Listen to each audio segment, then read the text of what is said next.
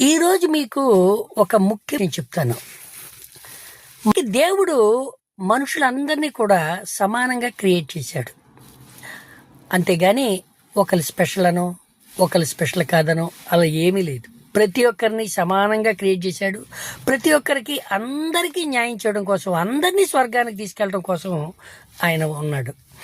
ఈ మధ్యలో మనం సృష్టించుకున్న ఈ రిలిజియన్ దాంట్లోనే మనం కొట్టుకున్న చచ్చిపోతున్నాం. Even if you see many religions, they always follow whatever they created the leader. But God never created any religion. Why you following the leader?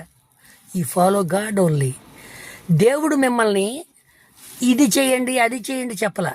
మీ అందరూ మిమ్మల్ని చక్కగా చూసుకోండి. మీకు చేతనైతే మీ పొరుగు వారిని కూడా మీలాగా చూసుకోండి. ఇది ఒక్కటే నేను చెప్పగలను. రిలిజియన్స్ మ్యాటర్స్ అనేవి ఏమి మీ దగ్గర మీరు తీసుకురావద్దు మీ లైఫ్లో.